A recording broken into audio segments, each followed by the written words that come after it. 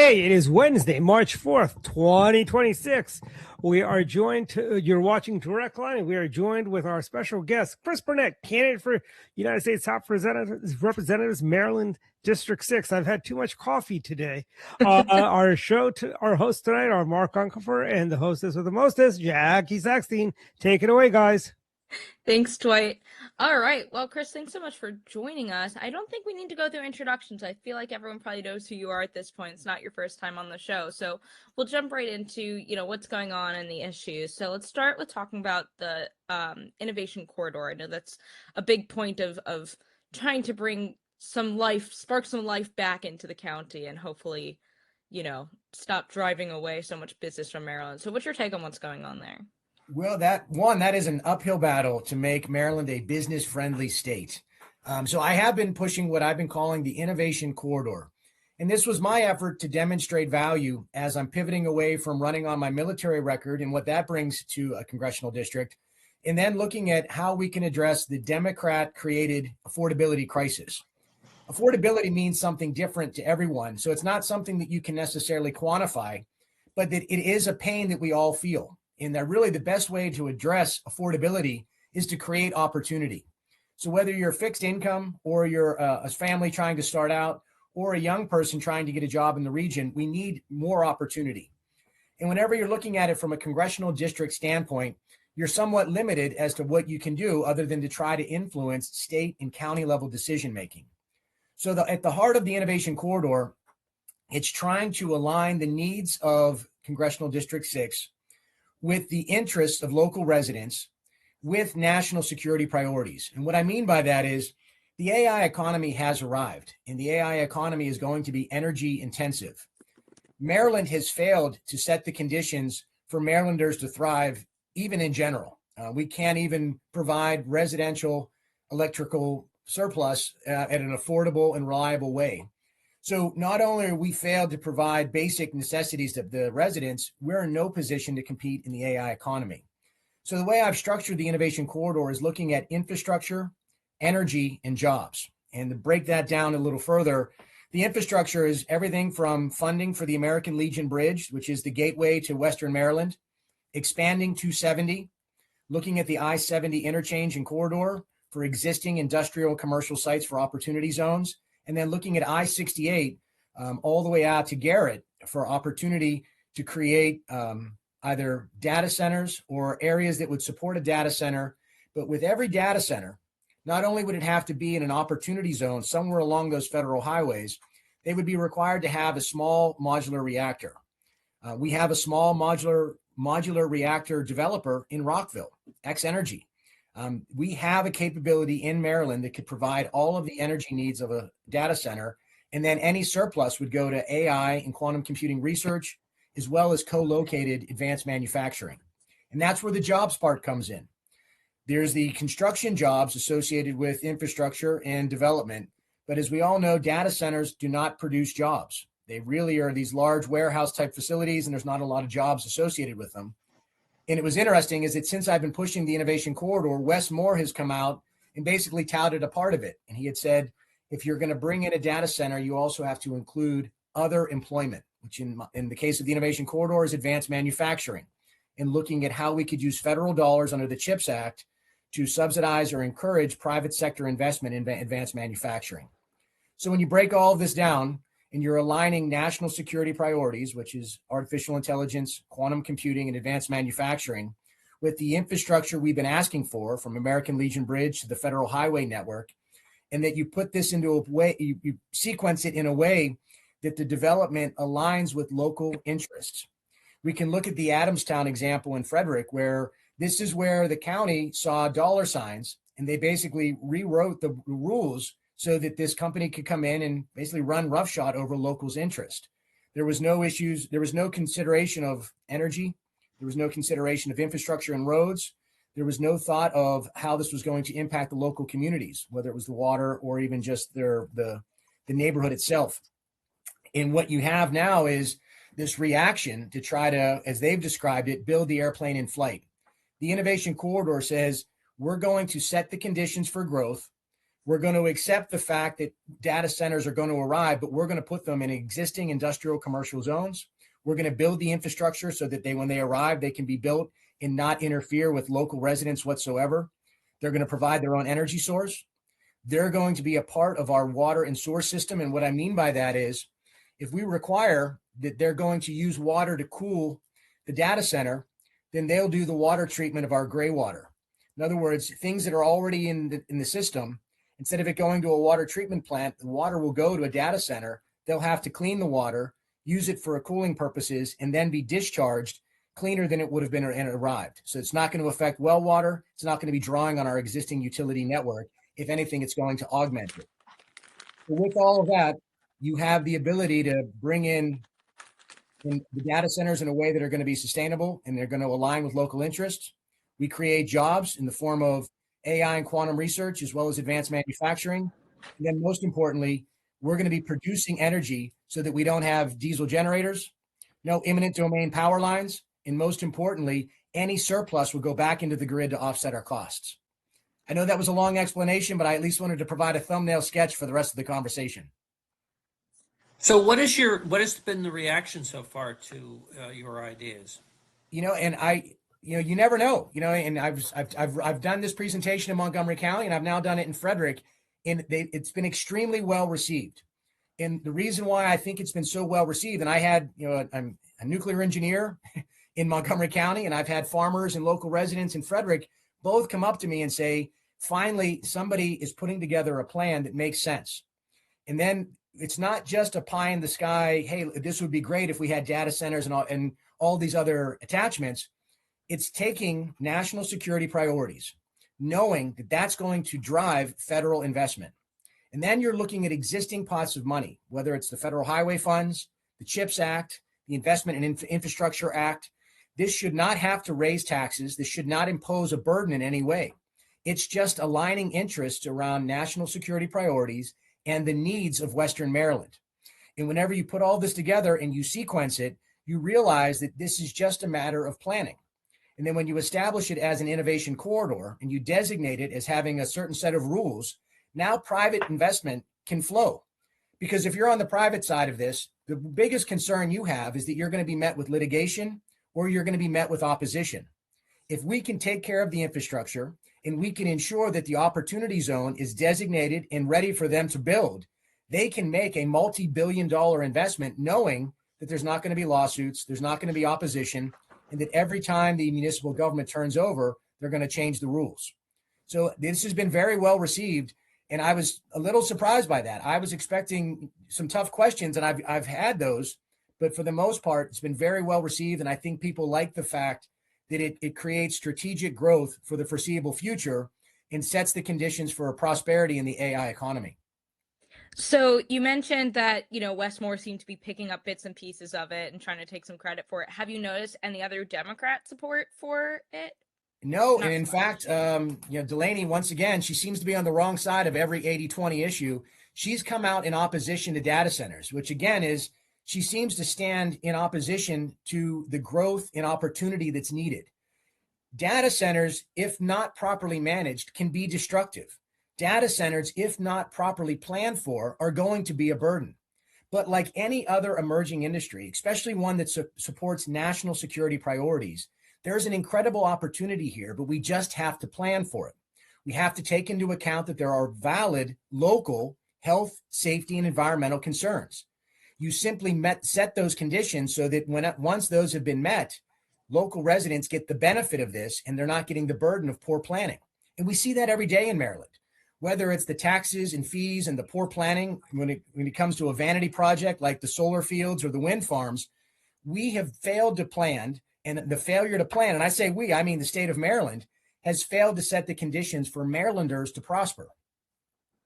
And there was a very interesting press conference with the Trump admin today specifically about that. And it was with all the major AI and tech companies, and they were signing on basically to a commitment saying, hey, yes, like we want to win the AI race. We want to get ahead on this.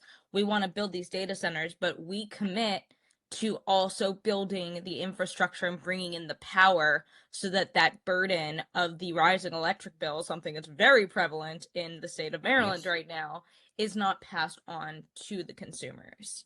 So I published my innovation corridor on December 15th of last year. This has now certainly taken on a national level of interest. And I think, when you start looking at this problem, it becomes clear that the long pole in the tent was, of course, energy production. So the fact that I published this in December, and you're now starting to hear it at the State of the Union by President Trump, that you heard it today with tech industry leaders aligning to it and saying, yes, we want to produce the energy. And then you have the Department of Energy also getting behind nuclear and looking at ways to expedite permitting and licensing to get these things fielded. And the small modular reactor is an incredible technology. This is not the giant cooling towers of 3 Mile Island or other visuals that people have when they think of nuclear. These small modular reactors are the size of a tractor trailer, and they're designed in such a way that it's nearly impossible, if not impossible, for it to have a meltdown or to have a major accident. And the way a lot of the fuels are developed in this day and age, there's only a very limited amount of nuclear waste that can be very easily contained and stored in a way that is actually safer and less of an environmental impact than coal, oil, or in some cases, the means and methods that are needed to create solar and wind farms. So really, it's just, I think, taking advantage of the second half of the Trump presidency to set the conditions in Maryland for prosperity in the AI economy is really a no-brainer. And as I present this and share it, it's gaining a lot of momentum. So much of the focus has been on the proposed data center in Frederick County. And this is obviously, I think, sort of a way of addressing people's concern, but also moving forward with the proposal. So I guess what I'm hearing is you would support the Adamstown data center provided the conditions were set that made it more palatable to the community. Well, my concern is at this point, that ship has sailed and there's very little we can do other than okay. I've encouraged people to sign the petition to get this on to the ballot. I've said, people, if you're concerned, sign the petition, do the steps that can be done at the county level to address your concerns. At the federal level, what I can do as a congressman is look at national security priorities and then look at the power of the purse. And then if I can get money directed in the form of federal highway funds, the CHIPS Act, and other sources of federal funding, I can set the conditions for county and state level either investment or county and state level revisiting.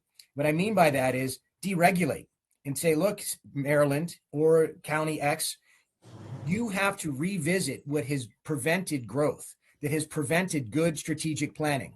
If you can align to the innovation corridor, then we can ensure that the money will be there for the infrastructure. We can ensure that the Department of Energy will expedite the small modular reactor process. And then most importantly, we will collectively set the conditions for private investment, which will ultimately transform the Western Maryland economy without transforming the landscape.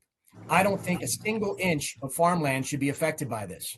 Use existing industrial and commercial sites. There are no power lines that will be imposed by eminent domain. No diesel generators spewing exhaust as an emergency or secondary power. If we do this the right way, we can truly transform Western Maryland and have prosperity for the foreseeable future while we're contributing to national security priorities. All right. Well, so let's pivot a little bit more away from that. There's obviously, you have a military background. There's a whole lot going on in the world right now with the strikes in Iran. And you had the vote today on the War Powers Act. And obviously, we saw that go down in defeat. And the vast majority of Republicans agree that Donald Trump had the authority to do what he did. Where do you stand on that? And where do you think is going on with the members of Congress who don't agree with that? Well, I'll start with, I just retired. I spent 22 years on active duty as a lawyer for the Marine Corps. Over the course of those 22 years, I spent a disproportionate amount of time in the Middle East, particularly on the ground in Iraq. And during every single one of those 4 deployments on the ground, and the 1 deployment I spent aboard a Marine Expeditionary Unit transiting the Strait of Hormuz and running what's called a trap mission in the region, every single one of those deployments were plagued by the threat of Iranian missiles or Iranian proxies.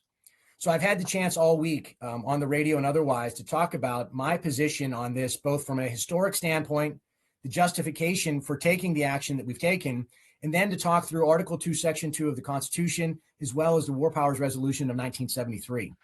So not only were we justified in taking this action because we were under imminent threat of a missile attack of U.S. forces in the region, I've listened to Democrats who either have not read the Constitution or unfamiliar with the War Powers Resolution, or they simply don't understand national security and foreign policy. I've heard individuals talk about, well, those ballistic missiles cannot reach the United States. We are not under imminent threat. That's either the most absurd misunderstanding of national security and foreign policy, or it's just being willfully ignorant of the fact that we have a significant buildup of U.S. forces that are in the region all the time, not just the forces we move to the region in case of a contingency. In the contingency here, negotiations broke down. Those forces were in immediate harm's way. We needed to take action to respond to their ability to hit us. And what you have then is the ability to attack in light of an imminent threat. And the way we used to break this down is you don't have to wait to be hit. Once you have intelligence that it is likely that there's going to be a missile attack, there's going to be a drone attack, that there's going to be some kind of a coordinated attack on U.S. forces, you can respond. The only question then is be a matter of military necessity and proportionality. And so when you're looking at a missile arsenal the size of Iran's, and you look at their ability to infiltrate throughout the region to attack with proxies, this has been a proportional response to an immediate threat that U.S. forces were facing. And when I talk about our experience in the area, when I was on the Marine Expeditionary Unit, I was on the 13th MU, I was on the USS Boxer, we had standard escalation of force measures, which meant as you're transiting and you're a warship, if anything even comes near the ship, usually starting at miles out, you have a series of actions that are taken to deter any possible attack. And you go through this continuum, and at approximately a half a mile to 1,000 meters, you start to engage with deadly force because you simply can't risk a ship coming up and sinking a billion-dollar vessel. When you transit the Strait of Hormuz, you have to tolerate armed attack boats that will come within 200 meters. And we would have to tell Marines that were standing watch to absorb that extra level of risk, not because of any reason other than tolerating Iranian provocation. We had to tolerate that level of saber rattling because it was the Strait of Hormuz and that was Iran. And we've seen what they've done with to U.S. forces when they have captured them. The humiliating images we saw of those Navy personnel being captured by Iranian Navy. So the short answer is I've been in support of this whenever it occurred. I think it was absolutely consistent with international and domestic law. And I thought the fact that we were trying to limit any president's ability to respond immediately to a threat is an empty political gesture. And when I saw that it failed today, I was very happy to see that, because you have people that are trying to score cheap political points and putting U.S. forces and U.S. interests at risk. So what do you see as the path forward for the U.S. military in Iran? Do we need regime change, or can we reach our objectives with something short of regime change? I think we need to have military objectives and you have political objectives. The mess that we had in Iraq and Afghanistan was we conflated the two. Whenever you achieve military objectives, and that is you eliminate a threat, you eliminate their ability to conduct command and control of any armed force, you should move on. When you find yourself in the role of nation building or policing, that is a difficult position. And that was where we suffered most of our casualties in Iraq and Afghanistan. We found ourselves in the role of nation building rather than having achieved our military objectives, withdraw, set the conditions through either a regional or international force to provide peacekeeping, and then let diplomacy and then let international relations work. So here, my hope is that we will be done with all combat operations in 4 to 5 weeks, well within the 60 days of the War Powers Resolution. We would withdraw major combat operations. We will now have set the conditions for a regional force to come in and provide some level of policing or assistance. And then if we can facilitate the process of an election, or however the Iranians want to approach their regime, then we would assist there. But I do not want to see another Iraq, and I do not want to see another Afghanistan. I don't want to see U.S. forces on the ground, quite frankly. We can achieve all of our military objectives through the air, and then we can set the conditions for a regional policing force to go in and provide the assistance for a transitional government in the foreseeable future. And then at that point, militarily, we've completed our job. Diplomacy and international affairs will now step in. And ideally, that'll bring about a peaceable transition on behalf of the Iranian people. So one of the go go ahead, Jackie. No, I was gonna say, I'm trying to think what else is going on in Iran and everything surrounding it, because it's got so many implications with China and everything like that. But Mark, you go. I think of an actual question. Well, I was going to ask, one of the concerns that has been expressed is whether or not we have very expensive weapon systems, but whether we have enough weapons in order to kind of accomplish all of our objectives in this space. And have we learned something from this conflict with the Ukrainian conflict about the need to have sort of more a greater volume of sort of less expensive weapons, but one that can be scaled to a conflict like this? Well, I'll start with, I think we've learned some invaluable lessons about the utility of cheap and numerous.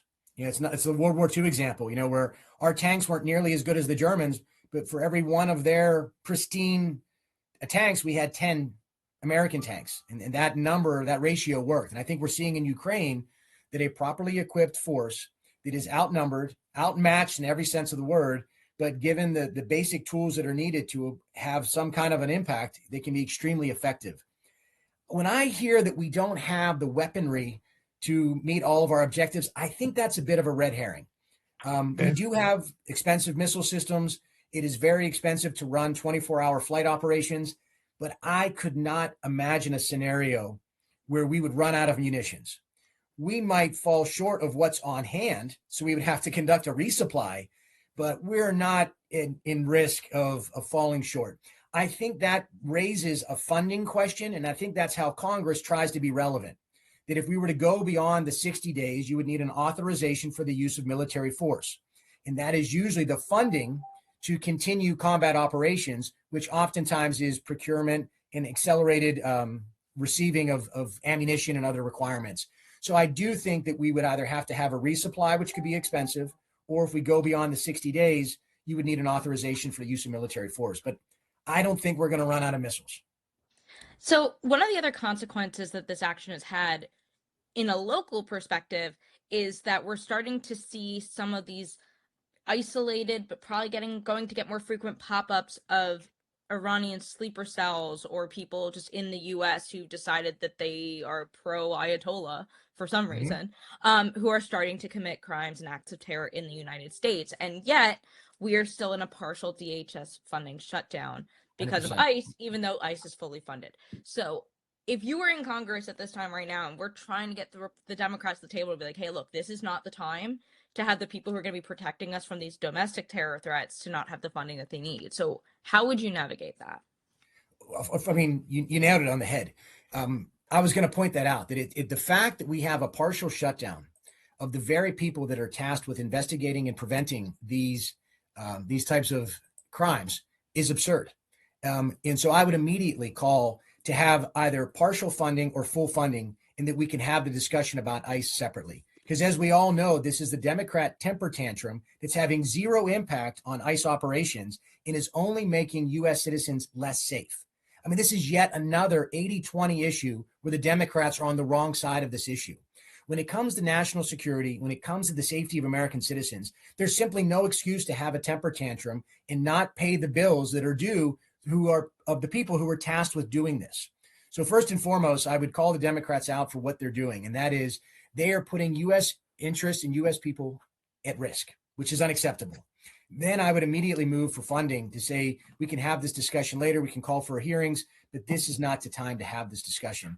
And whenever you start to think about the unnecessary risk that we're assuming and that the source of it, yet again, I can't believe that Democrats get away with this. Somehow this is all, normal course of business for Democrats to be on the wrong side of an issue that puts U.S. citizens at risk, and yet they're not going to be held accountable for it.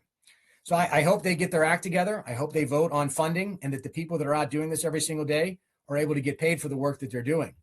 The last thing I'll say, though, and I've also heard this, is that somehow this action has destabilized the status quo. Well, the status quo wasn't working. We needed to do what we did to stabilize the Middle East. And we need to accept the fact that if that status quo was letting us a threat exist among us, and that we were going to somehow just sort of keep it out of sight, out of mind, and that was a reason not to conduct military operations, that's absolutely the worst possible reason to not act decisively when decisive action is needed. So let's come back and talk about ICE and the district. As you know, there's a proposal to put an ICE detention facility in the district. It's been controversial. Your Democratic opponents, whoever turns out to be, they've come out against that. What are your thoughts about that? I would agree. Both Trone and Delaney have come out in staunch opposition to both ICE, essentially supporting Maryland being a sanctuary state, and they've come out in opposition to the federal government purchasing this warehouse. Again, 80-20 issue. They clearly do not know the district. This is welcomed in Congressional District 6. Everybody agrees that we need to effectuate federal law, which means ICE and other federal law agents need the training, equipment, and facilities that are needed to effectuate federal law. If you don't like federal law, change it. Run on changing the law. But this idea that somehow we can pick and choose what federal law we're going to apply, what we're going to ignore, how we're going to try to put our state or our district in opposition to federal law is absurd. This is yet another issue that if they were actually listening to the residents of Congressional District 6, they would realize where there is strong support for ICE, there is strong support for this facility. And then if there is any challenge to that, it would be on making sure that ICE has the training, equipment, and other resources that are needed to do this properly. When you look at the 287G program, this is by far the silliest thing I've ever heard of. This program is intended to take people who've been arrested for non-immigration offenses, somebody who's committed a violent crime, a DUI, an assault, rape. And when they're in custody, those local law enforcement would then run their background check. If they have an active deportation order, they effectuate a transfer from local to ICE. And then that expedites their deportation of an existing deportation order. So what you just saw out of Annapolis was basically severing what was the most efficient, safest, and arguably best possible outcome of somebody who's already in custody for a non-immigration related issue, transferred and having their existing deportation order effectuated without any need to knock on a door, to pull anyone over, to do anything that involves the American public. So again, I don't know why Delaney and Trone are this is their position. It seems like you can't turn on a TV or watch YouTube without seeing a Delaney or Trone ad about their opposition to this. And either they don't know the issue, they don't know the district, or simply they don't care and they're trying to score cheap political points on what they think is controversial. And it's not nearly as controversial as I think they believe. Well, and we also know that this is something that's like, this is going to be happening whether you want it to or not. Like, we've already seen reports this week that a lot of the stuff that they were using in Minnesota, they're starting to move over here. So they're almost creating, yeah, go ahead. Well, what you saw in Minnesota is when you don't work with federal law enforcement, it wasn't as though there was an invasion of ICE and there was a takeover. It was that Minnesota and Minneapolis in particular had become a sanctuary haven. We saw what the effects of that were. And that is the lawlessness, the fraud, and the layers of problems that exist whenever you have a group of people or a region that's living outside of the accountability that we expect in the United States. We're a nation of laws. How you arrive here, how you conduct yourself while you're here, how you participate in our economy and our society, all of those things matter. And somehow there was like a need to give Minneapolis and Minnesota a pass because, well, they care a lot. They're very compassionate.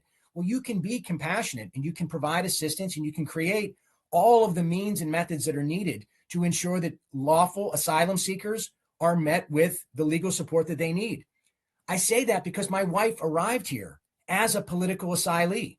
She left Guinea because they were through a regime change there, people were being attacked and killed. She went through the process. She arrived. She was in a political asylee status while she went to school. And over the course of our marriage, she became a naturalized U.S. citizen. So whenever I say this, that we're a nation of laws and that we have a process in place, there are legal definitions as to who is a political asylee, how you can claim it, and how it's adjudicated. To simply suspend them because you feel bad is not how we conduct ourselves in a country that prides itself on being a nation of laws. So the fact that we might see a greater ICE presence in Maryland is not punishment. It is how federal law enforcement has to respond to an area that is ignoring federal law. Talk about a little bit about the primary, and the perception that I think a lot of people have is that David Trone and April Delaney are moving to the left, or maybe they were always to the left, but now are in a very competitive Democratic primary, which seems to be dominated by Montgomery County. I don't know the full statistics, but that seems to be a large proportion of the Democratic vote. Is this taking them farther away from where the district is as a whole? 100%. They're in a sprint to the left to try to outdo one another. And whether it's the position they've taken on the facility in Washington County, their position in opposition to what we're doing in the Middle East, their position in opposition to really any real growth and opportunity in the region, they're sprinting further and further to the left. And what the left tendency to do is it stifles innovation, it stifles growth, and it wants to create dependency. I start most of my commentary with Congressional District 6 is not for sale. You're talking about two of the wealthiest people to have ever served in the House of Representatives running against each other, trying to distinguish themselves from each other in the most superficial way. There is zero depth to anything they're proposing. It's just exchanging platitudes on who can sound more left, who can align to the most left portion of Montgomery County in particular, and ignoring the rest of the district. My hope is they continue to do this, that they don't have any real substance. They don't have the ability to articulate a plan. Their solution is to either throw their money at a problem or to create some type of federal assistance, which is really federal dependency, at the expense of the dignity of people that live in Congressional District 6. People want to work. They want their work to be able to bring home the fruits of those labor and not be reduced to fees, taxes, and regulation. So whenever they start talking about actual opportunity and not federal handouts, when they start talking about ways to actually address affordability outside of them sprinkling a few dollars across the district, then I think people will start paying attention. But their greatest strength, I do believe, is going to become their greatest weakness. They're going to be convinced that they can simply outspend each other, and that is enough to win Congressional District 6. Whenever you're running for office, if you're not in this to serve the interests of others, and you're not in this to try to set the conditions for other people to succeed, so whether it's by your ego or it's by your selfish interest to have insider trading access, and you live outside of the district, as they both do, at some point, you're going to be held accountable. You're going to be asked something that you can't throw money at. You're going to be asked a question that you can't just respond with a platitude. You can't just point a finger at the other side. You can't just talk about aspirational goals, but at some point you have to say, how are you going to improve the lives of Western Maryland whenever you appear to not even understand what their needs are? So there's historically, and sorry, I have a puppy and when he's under the coffee table, it usually means he's chewing on something he's not supposed to. Historically, we have an enthusiasm gap in years where our party is in the White House and it tends to be a referendum on our president. So how do you plan to overcome what could be a significant enthusiasm gap of, and even some Trump supporters think they're like not happy with Iran and they might not come out either. So how do you plan to get those Republican voters out to the polls that you're going to need to get through? Well, as you know, I've been at this for a little while now, and I've been trying to meet people where they are. And what I've come up with is you have to get people excited about opportunity. The innovation corridor should cross not only party lines, but it hits people where they care the most, and that is economic opportunity. Looking at ways to put more money in their pocket, to create more opportunity for them and their children, and most importantly, to address their concerns that relate to overdevelopment or poor planning and development that's being jammed down their throat. So my approach is to meet people where they are, answer their concerns, and present them with a solution that they can challenge, a solution that they can disagree with, but a solution nonetheless. And I think part of that sort of that fatigue, so to speak, is that in an interim or a midterm election, oftentimes you're either in favor of or against what they're seeing, and they don't feel like they can effectuate any real change. I'm saying we have an absolute opportunity to effectuate change immediately, and it's aligning national security priorities around the growth that is on its way. There are data centers that are in the works, and that if we don't take steps immediately to align county, state, and federal interest, we're going to find that we're either going to miss out on the AI economy because we can't get out of our own way, or they're going to be imposed upon us in such a way that our quality of life is going to suffer. And when you talk to some of the folks in Adamstown, their lives have been shattered by this, whether it's the heavy construction traffic, whether it's their quality of life and that their well water has been affected by the disruption during construction. The view that they once appreciated of farmland is now a 3-story steel building. The diesel generators that are going to be running intermittently as emergency power within 1,000 meters of a school. This is what poor planning looks like. This is what a Democrat supermajority who has a knee-jerk reaction to the idea of surplus funds and not thinking through what the consequences of those actions are bring us. But we haven't, we actually talked a little bit about it at the very beginning when we were talking about the innovation corridor, but you touched on transportation issues, and that has been an important one for District 6, and particularly what you mentioned, American Legion Bridge, but also 270. So I wanted to give you an opportunity to kind of address those issues. Of course, you don't have to drive far to see that Virginia did its part. I mean, you go across the American Legion Bridge and you see this massive expanse of highway, and you realize that Maryland failed to do its part. It's been my understanding that we screwed up, quite frankly. The state of Maryland lost $3 or $4 billion that were otherwise available because we couldn't agree on commuter lanes or bike lanes or walking paths. We couldn't get out of our own way to do what was a built-in solution. So one, by giving Wes Moore and what the Democrats want more than anything else, which is property tax revenue from the data centers, what you do then is say, okay, well, first of all, you're going to do it the way we tell you to do it, which is in line with local interests. But second of all, you're going to provide us what you've denied us, and that is the infrastructure that we've demanded. The American Legion Bridge is overdue. Expanding 270 is a no-brainer, certainly all the way up to Frederick. And then when you look at the 70 interchange, there are ways that we can make this entire route much more efficient, much more economically viable. When you start to think about the amount of money that's lost of people sitting in traffic or shipping delays that occur because there's just 2 to 3 hours of traffic there, we could enhance the local economy, improve the quality of life, address the infrastructure issues that will set the conditions for growth. And then while we're doing that, look for those opportunity zones along those federal highways to put data centers or a data center campus in place that will then set conditions for AI and quantum computing research, as well as advanced manufacturing for those long-term job opportunities. So when I look at this plan, this is a way to lead on an issue that will require county and state level agreement. And so when I've been doing these presentations, I invite county and state candidates to come out and speak to their economic development plans. So last night in Frederick, I gave my innovation corridor overview, and then I had 5 local candidates talk about what they would do at the county level and how they would align county interest to this level of deliberate planning. We did the same thing in Montgomery County, and I'll be providing an innovation corridor town hall in Allegheny and Garrett later this month. And then at the end of this month, we'll be doing a similar event up in Washington County as well. Awesome. Well, that kind of leads us nicely into our last few minutes of the show where we go into plugs, and you've already started with what events you have coming up. So what else, where can people find you? Where can people go to get involved with your campaign? Well, I appreciate that because we're now very much in a sprint to the primary. So BURNETTForCongress.com is always the place to start for signing up for our newsletter, to volunteer, or to donate. Tomorrow night we'll be at Hidden Hills Winery up in Frederick. We're doing a fundraiser. That discussion will primarily be national security and foreign policy, so it'll be heavy on Iran.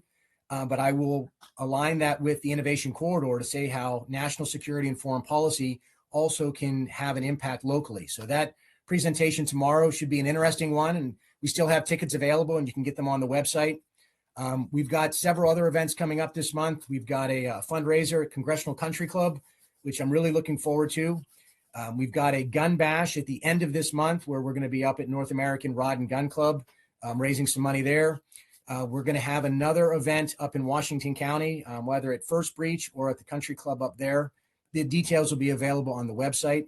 And then we're going to be doing a series of town halls across Garrett and Allegheny. We normally do those in the local library. And again, I will invite all Republican candidates to come out and present their economic development plans.